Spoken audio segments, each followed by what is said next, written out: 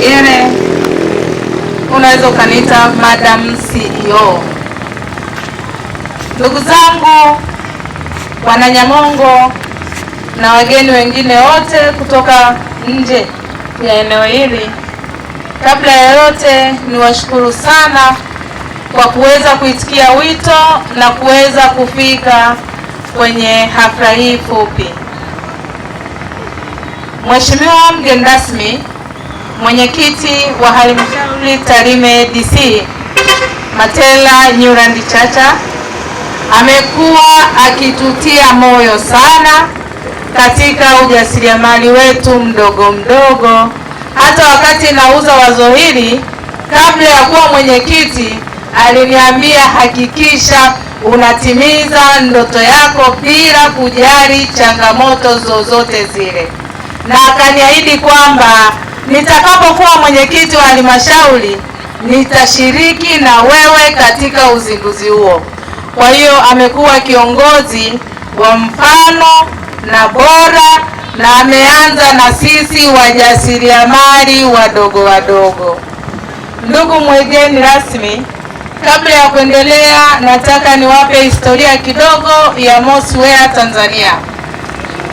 Mosi nilianza kama dobi wa mama yangu. Mama yangu alikuwa fundi, alikuwa mwalimu hii hapo Nyamongo shule ya msingi, lakini alikuwa anaichukulia biashara ya ufundi kama kipato chake cha ziada.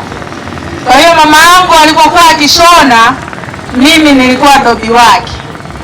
Pasi ya mkaa utapepea, utajaza mkaa, utahakikisha umenyosha nguo za wateja. Wakati mwingine tulikuwa tunakimbiana, tunatorokana kutokana na ule ugumu wa ile kazi, lakini Mungu amlaze mahali pema peponi, kwamba leo ameweza kunijengea kitu ambacho ninakizindua kijamii na naamini kitaenda mbali zaidi. Kwa hiyo kwa wale watu hapa watakumbuka mama yetu alifariki tukiwa wadogo, lakini urithi mkubwa aliotuachia, licha ya kwamba alikuwa na vitu vingine, ilikuwa ni cherehani ya kushona. Alikuwa na cherehani 2 na alikuwa na mabinti wawili, na alipotaka kufariki alimkabidhi mdogo wake, akamwambia watoto wangu wa kike kila mmoja arithi cherehani, haijalishi watasoma mpaka wapi, haijalishi watakuwa na kazi gani, lakini wasije wakaacha biashara ya kushona kama kipato chao cha ziada. Kiukweli, pamoja na kwamba taaluma yangu ni uandishi na utangazaji, lakini biashara ya kushona imekuwa ndio kitu ninachokipenda na kifurahia ninapokifanya, lakini pia ndio biashara niliyoanza kwa mtaji wa mashine moja ya butterfly ambayo mama wangu aliacha kama urithi nikiwa mtoto mpaka nikamaliza shule. Nikakuta mama yetu mwingine ametutunzia, na nikaanza nayo kwa kufungua tawi pale Makaranga hapa Nyamongo. Tawi lile lilifanya vizuri sana, lakini kutokana na majukumu mengine nilihamishia Dar es Salaam na nikafanya kazi vizuri zaidi.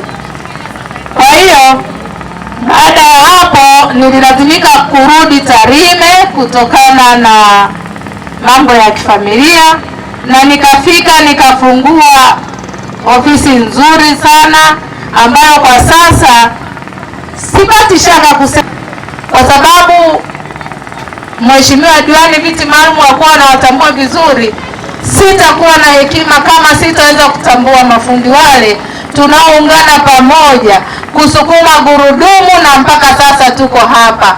Kwa heshima naomba nimtambue fundi Magembe popote ufunzi tena. Kwa hiyo baada ya kuwatambua hayo, nataka nikuhakikishie mgeni rasmi kwamba Mosi Wear Tanzania 2017 tulitaka kujenga kiwanda cha ushonaji Nyamongo hii. Tulifanya mazungumzo na serikali ya kijiji cha Nyangoto, wakaridhia na wakatamani kutupatia eneo, lakini tulikutana na changamoto kubwa sana ya miundombinu kwa eneo letu. Tulipokuwa tunataka kutengeneza kiwanda, tulitaka kuzalisha bidhaa zinazoenda mikoa mingine, wilaya nyingine na sehemu mbalimbali. Kwa hiyo ufikiwaji wa karibu kwa Nyamongo kutokana na changamoto za kibarabara na changamoto ndogo ndogo ambazo hazijatengeneza ule muunganisho, tukaona itatuia ngumu sana kuzalisha na kuuza jumla kutokea Nyamongo kutokana na mambo ya barabara. Mheshimiwa mgeni rasmi, tunakuahidi kwamba wewe ni mtu wa kazi, mtu mwenye maneno kidogo, vitendo vingi, mwenye umoja